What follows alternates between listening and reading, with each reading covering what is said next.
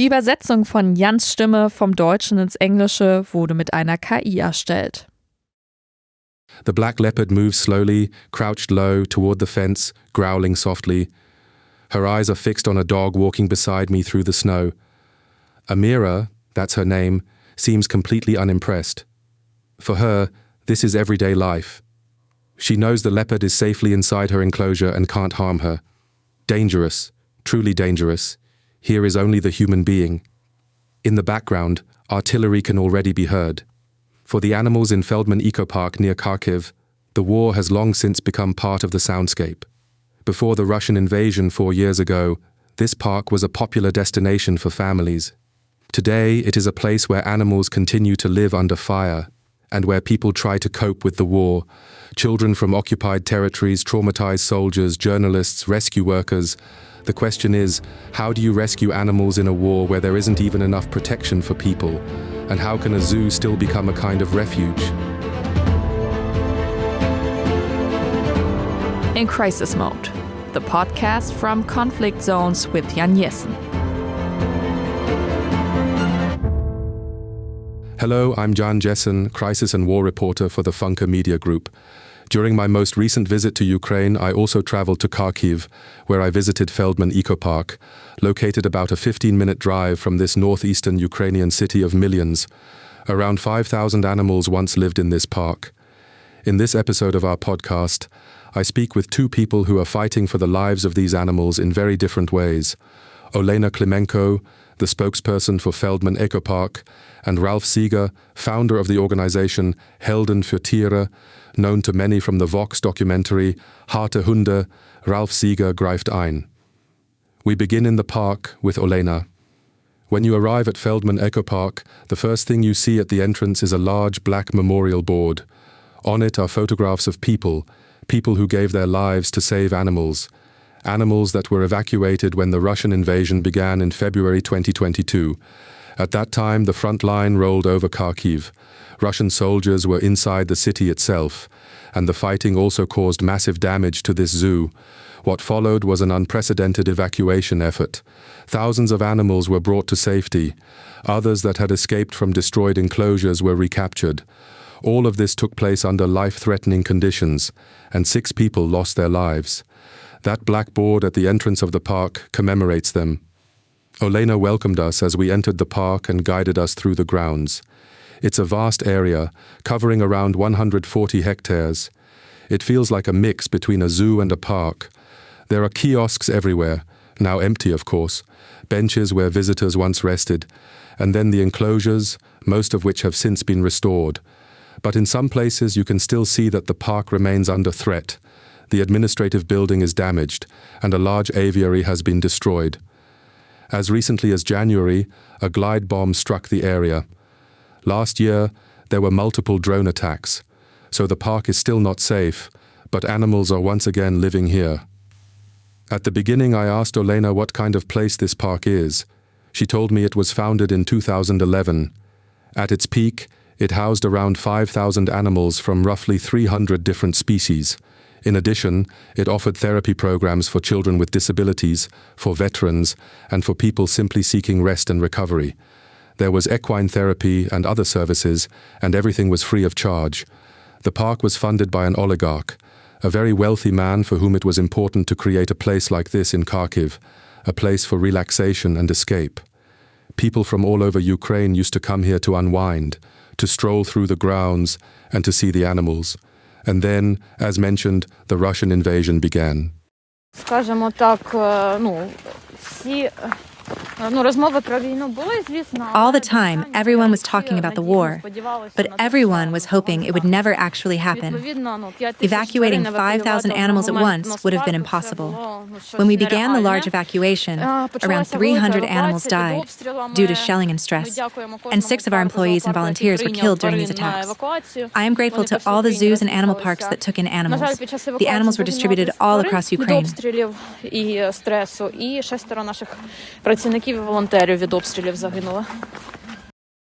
This shelling lasted nearly 200 days.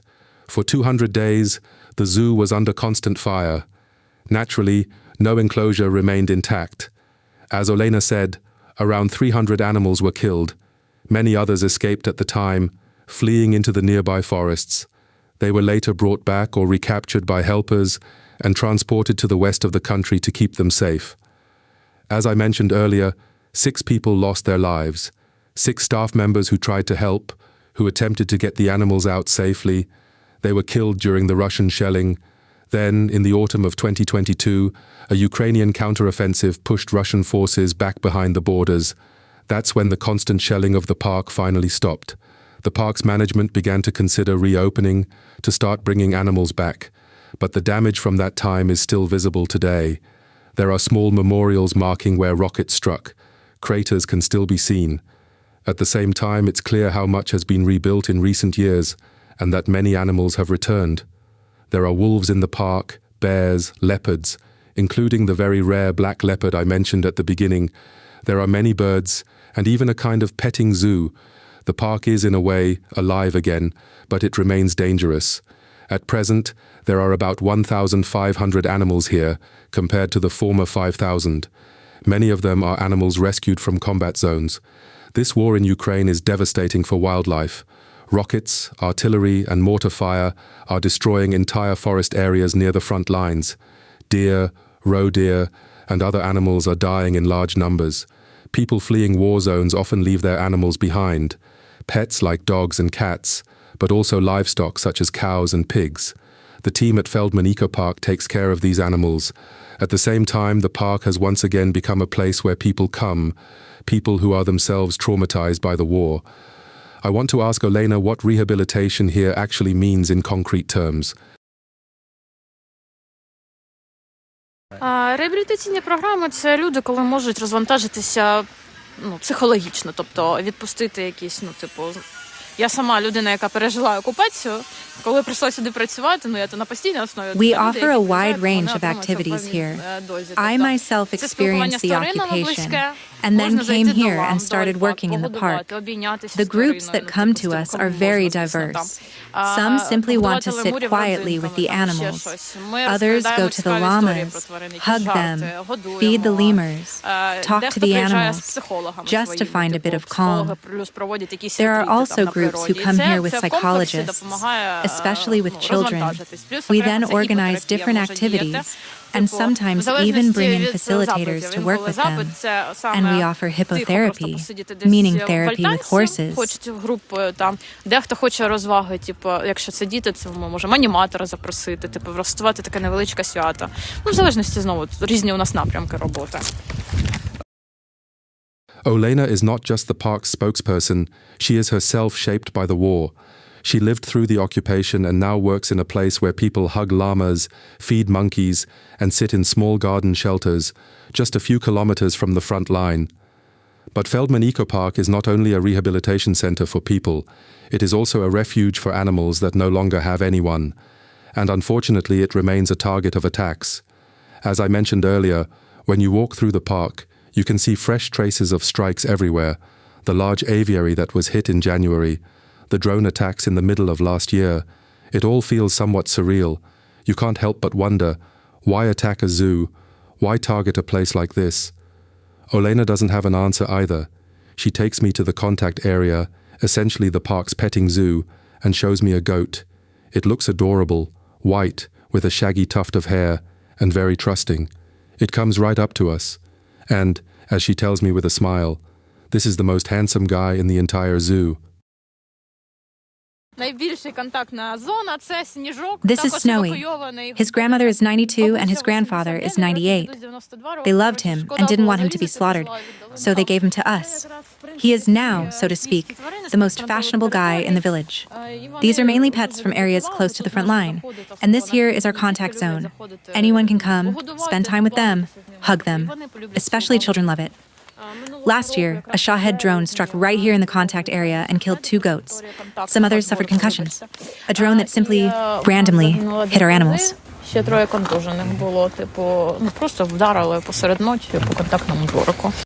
It's already hard to comprehend. On the one hand, there is this petting zoo, a place where children come to spend time with the animals, to pet them, to feed them, to enjoy a moment of normality. And then Russian forces fire a drone into exactly this area. Of course, it is impossible to say with certainty what exactly happened, whether it was a malfunction, whether the drone was shot down.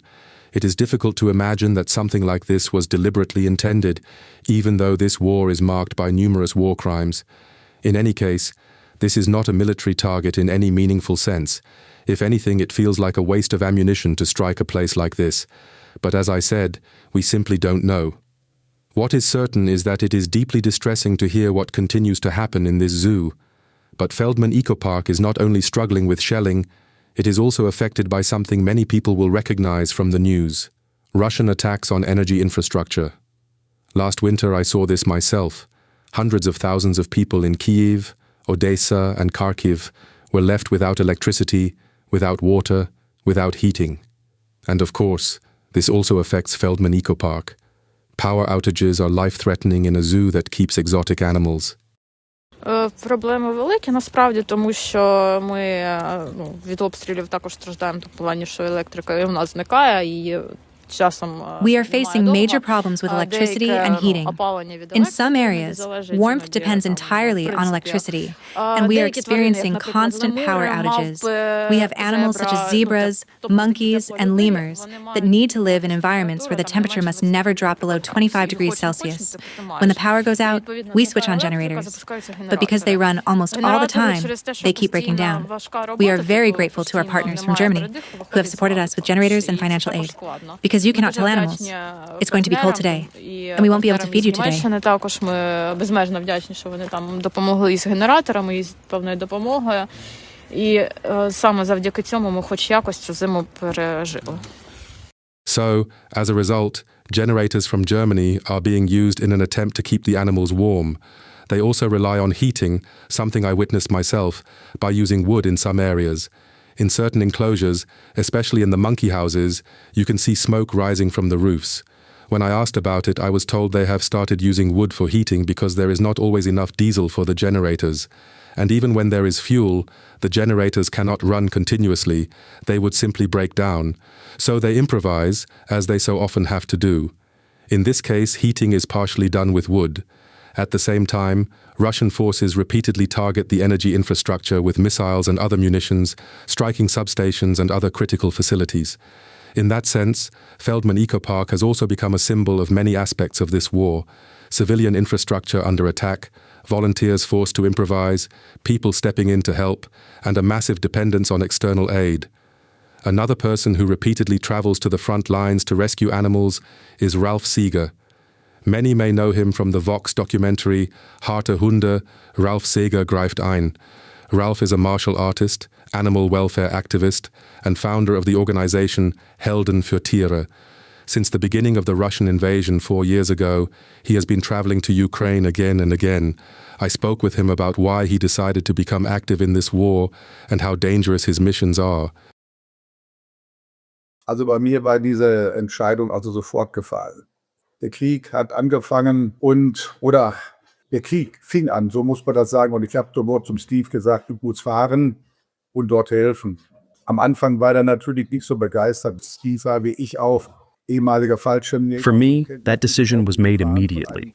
The war had started, or rather, I should say when the war began. And I told Steve, I have to go and help there. At first, he wasn't too enthusiastic because he naturally thought, man, we might not come back from this. Steve, like me, is a former paratrooper and knows the dangers of war, and he understands what can happen there. That was always a major issue. But shortly afterwards, he came to me and said, wherever you go, I'm coming with you. And then, right from the very beginning of the war, we set off, straight to Borodyanka. At that time, Bucha and Irpin were already there. It was extremely bad. And that's where we immediately began our operations. We couldn't go any further at the time. I still remember Borodyanka in particular. There was this horrific case involving more than 700 or 800 dogs in a shelter that the owner had abandoned, leaving the animals to fend for themselves. And you simply have to understand, they ended up killing each other because they had nothing to eat. And they then ate the dead bodies of their companions. I say it exactly like that.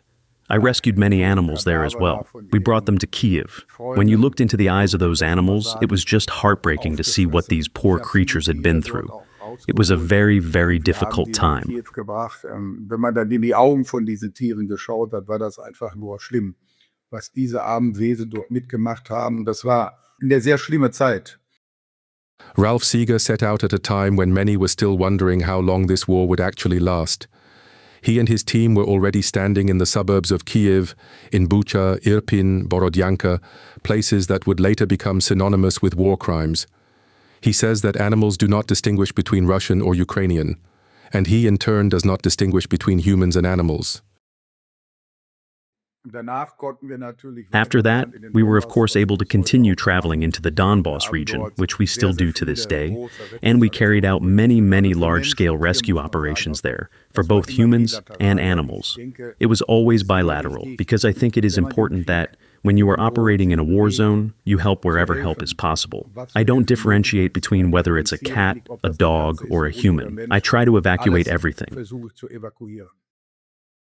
Yes, that is of course highly commendable. I have to admit I sometimes personally flinch a bit. When people become so deeply involved in wars, so strongly committed to animals, I also notice it in my own experience.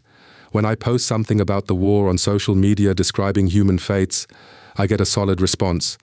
But when I post something about animals, about a sad dog sitting somewhere alone, the reactions are noticeably stronger, and those posts reach far more people.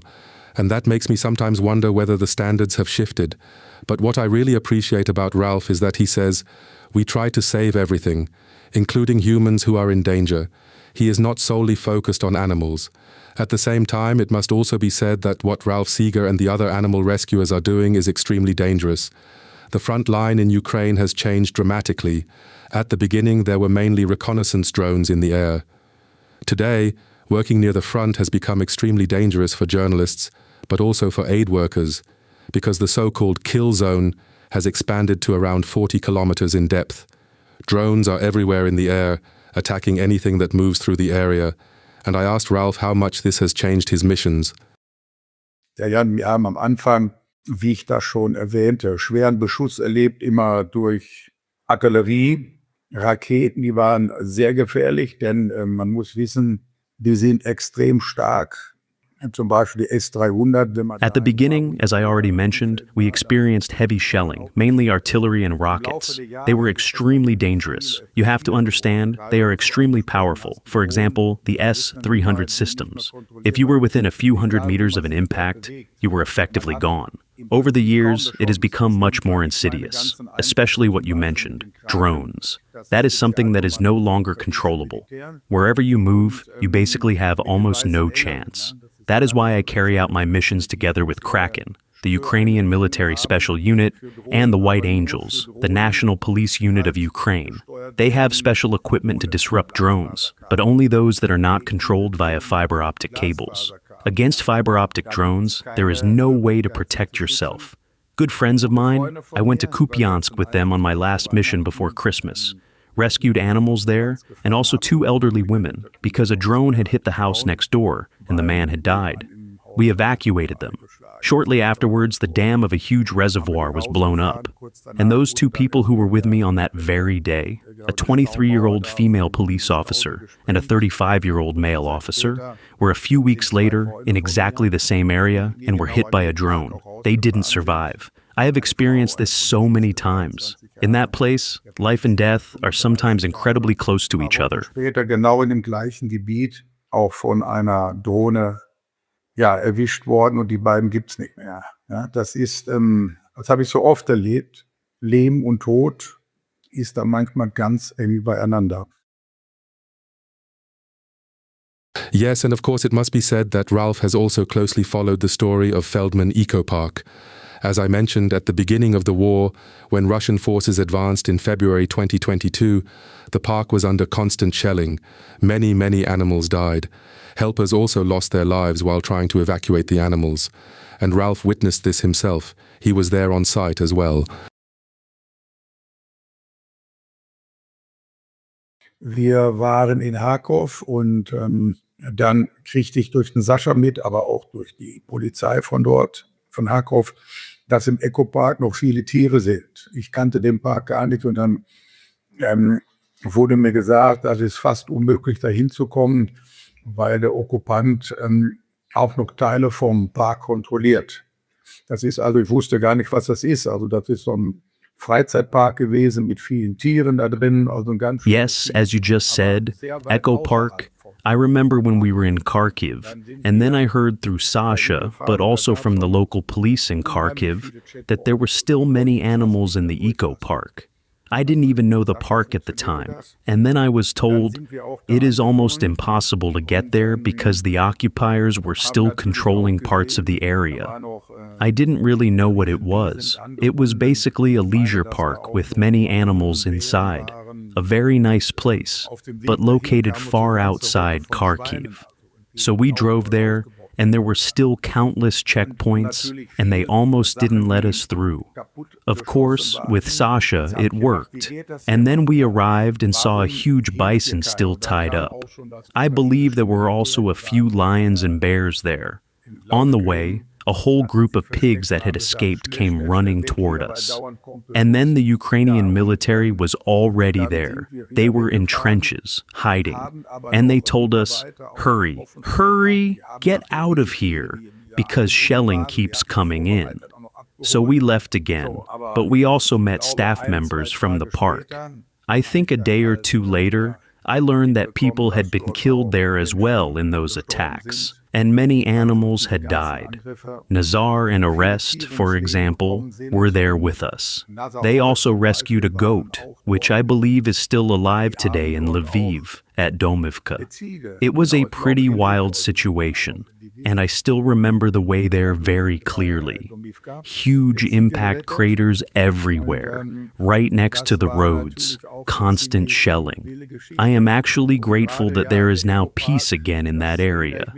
But we must never forget that so many animals that were trapped and had no way out died in terrible conditions, either from starvation or were torn apart by shells and rockets, and that many people also lost their lives there. In dem Gebiet wieder Ruhe eingekehrt ist. Ich war, wo wir letztes nach Wolschansk gefahren sind, auch noch da vorbeigekommen, habe ich wieder gesehen, dass dort gearbeitet wird. Also das freut mich, aber man darf nie vergessen, dass dort so viele Tiere, die auch eingesperrt waren, die dann nicht wegkamen, die haben keine Option gehabt, ganz, ganz schlimm verhungert sind oder zerfetzt wurden von Granaten, Raketen und dass natürlich da auch viele Menschen ihr Leben gelassen haben. Standing in Feldman Ecopark, facing that black leopard, Amira, the dog beside you, and hearing the distant sounds of war in the background, not extremely close but still clearly audible, along with repeated air raid alerts, everything feels surreal and strange.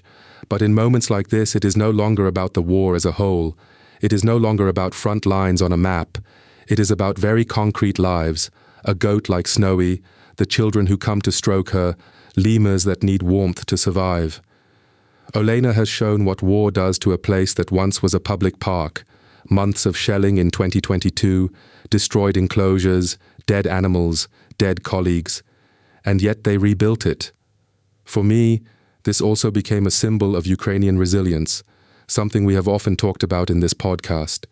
This determination not to give up, to say, we continue, because we see meaning in this place. In this case, it is a place people need, where they can find calm, where they can recover from the horrors they have experienced at the front, whether they are soldiers, journalists, or rescue workers, and where children from occupied territories can also come. And sometimes, everything overlaps. In this park today, they also take in animals rescued from frontline areas. Among them are birds that get caught in nets now stretched over roads in combat zones to protect people from shelling and drone attacks. These net tunnels, stretching for kilometers, are meant to save human lives, but for animals, they become a threat. Birds get trapped in them, and they too find their way to Feldman Ecopark, where people try to save them. Ralf Seeger tells a similar story from a different angle, from vans full of dogs and cats, from destroyed villages, from operations alongside special units, where drones can become lethal at any moment. He travels from the lower Rhine to the front lines because it is not reasonable, but because he believes it is right, to bring back animals and humans who otherwise would have almost no chance. Neither Olena nor Ralf can stop this war, and neither can we, but they can make sure it does not strip away everything human, including the way we look at animals. And that is where we come in, whether we choose to look, to donate, to tell these stories, or to look away because we no longer want to see the war. That too is a decision, and it has consequences for humans and animals alike. This was Krisenmodus. The podcast was produced by Alexander Baumeister, a journalist working at a radio station within the Funke Media Group. If you enjoyed this episode, follow us and leave a rating. It really helps make our work more visible. And feel free to send me suggestions for future episodes at krisenmodus@funkemedian.de. Take care, see you next time, all the best, bye. In Crisis Mode, the podcast from Conflict Zones with Jan Jessen.